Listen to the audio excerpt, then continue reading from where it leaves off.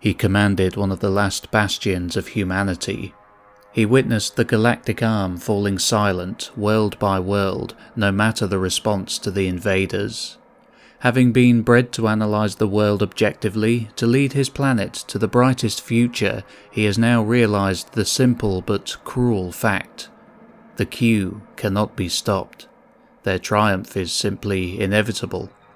A civilization billions of years ahead technologically, they will break any defence. They will set foot on every resisting planet, be it tomorrow or in 100 years. Fighting back harder will only worsen the punishment, and he saw what they did to those who tried. He couldn't let this happen to the planet whose future he swore to protect. He made a deal with the enemy. A voluntary surrender of his own people in exchange for a comfortable and carefree life as pampered pets for their descendants. The Q will mould them into a race of hedonists, designed for happiness just like the birds are designed to fly, and give them a paradise garden of a world, free of any predators and rough weather. The only price will be their freedom and humanity. His people will hate him for what he's done, but he knows he negotiated the best fate for them. When his world's new masters numb their minds, the pain of the defeat will be forgotten, and only sun's warmth and partner's caress will occupy their minds for millions of blissful years. He did the right thing. He did the right thing.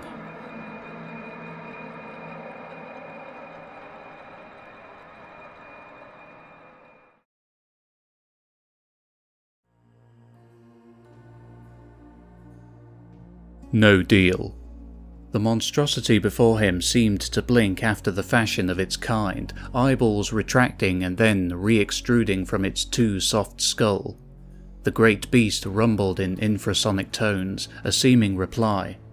"You would reject the mercy of the Q transcendence," echoed a pitiable four-legged translator spawn, its mewling form derived from the last colony to fall into the Q's flesh-warping grip. "I remember my duty," returned the last commander of mankind, forcing the words out of lungs still choking on the dust kicked up by the aliens' asteroid bombardments. "I remember my oath." He drove himself forward, on legs that trembled with fear and ached from bioplasma scars. "An oath," his throat briefly spasmed with terror, cutting him off. "An oath made to a power greater even than you."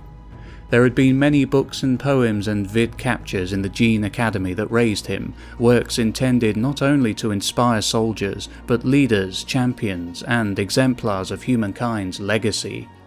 The Gene Academy was nothing but a crater now, but still he remembered the tales he had so loved, images and videos of archaic hominids in steel plate, kneeling before a curious four-pointed star as they chanted the words he spoke even now. "To guard the helpless, to shield the weak," he recited, even as soldier breeds levelled their weapons at him. And as he spoke, the commander felt his fear abandon him, and his heart began to sing the nobility and courage, and honour and defiance of his forefathers, of the heroism first conceived 1,000 generations ago on the seabeds of primordial terror. "To be upright and brave, that God may love thee." His stride grew bolder, and his hand darted to the blade on his hip. It was a short, dull thing, meant as a badge of office rather than a true weapon, but the steel sang beautifully all the same as it flew from the scabbard. "To speak the truth, even if it leads to your death." Was it just his imagination, or was the alien afraid now, cowering as the dragons of myth before a lone hero and his sword? "That is my oath," the commander declared, settling into a fighting stance, or what he thought was one at any rate. "And I will not forsake it, no matter how many honeyed lies you dangle before me. Come then, alien, and I will show you how humanity dies." There was another barely audible rumble from the Q, and humanity died, helpless against a foe no one man, no matter how brave, could overcome. They remembered. The Masters had made certain of that, burning the scene of the last commander's defiance into the very genome of the colonial, sewage-processing waste feeders they had raised from his bloodstock. The gene-encoded neuron patterns were complete, of course, with the memory of the indescribable torments the Q had visited upon their forefather, so that all of his descendants would know the reason they dwelt in the closest thing the Masters could make to a hell. They had rejected paradise when it was offered, and to reject paradise was to be damned. But the Masters had made a mistake, or perhaps an omission. For all of the last commander's final thoughts had been transmitted to his offspring, though devoid of context or proper meaning.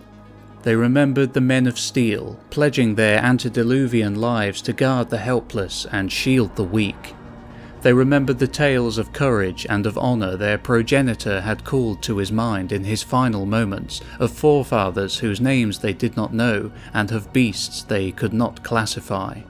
And above all, they remembered the sigil of the four-pointed star, the emblem of a power they could not name, whose nature had seemingly been deliberately erased, but whose mere remembrance was seemingly enough, from their perspective, to send the Masters into a terrified rage. Thus did the colonials remember, and thus did they plot and dream with all of their stunted minds of the day when justice would be done at last.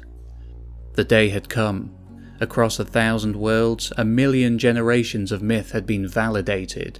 The old tormentors had been found, and now the Star Lords sounded the call to war once again. On one such world, an entity whose ancestors had once been human, had once been starmen, had once been colonials, and had once been the modular people, turned to face a flagpole, an ancient rite forgotten and rediscovered 100 times over. Their manipulator members were raised in salute, while their oral component pulled herself into a smile, and their cardiac member found himself beating faster in anticipation. Now the adversary would once more know fear, and again be made to face the sigil of the four-pointed star. "What is your oath?" the Strategos Collective bellowed from their podium, itself made of volunteer module members. And of the 10,000 war collectives who had volunteered to be the first to face the ancient enemy in battle, not one faltered as they spoke the ancient words. "To guard the helpless, to shield the weak," they recited, even as transports spun their engines to life around them. And as they spoke, the warriors heard their allies who were present join them, almost involuntarily, 100 long divided threads of life and heroism and nobility, reunited by a power that was ancient of days, when life was first breathed into the seabeds of old terror. Terrestrial coordinators tilted their massive heads in interest, while killerfolk warriors opened their wrists in solidarity, and satyriac battle lusters trembled at the novelty of this new sensation. "To be upright and brave, that God may love thee." Their voices grew bolder, and 10,000 blades sang beautifully as they flew from the scabbards. The knives were short, dull things, meant not even as badges of office, but that was how the memory went, and it would not be denied as the army reached the paroxysm of long-awaited justice. "To speak the truth, even if it leads to your death. This is our oath," the Strategos Collective spoke with a nod. "Let us see if the Q remember it also." There was a cry that seemed to shake the stars themselves, and the sons of man once more went to war beneath the banner of the cross.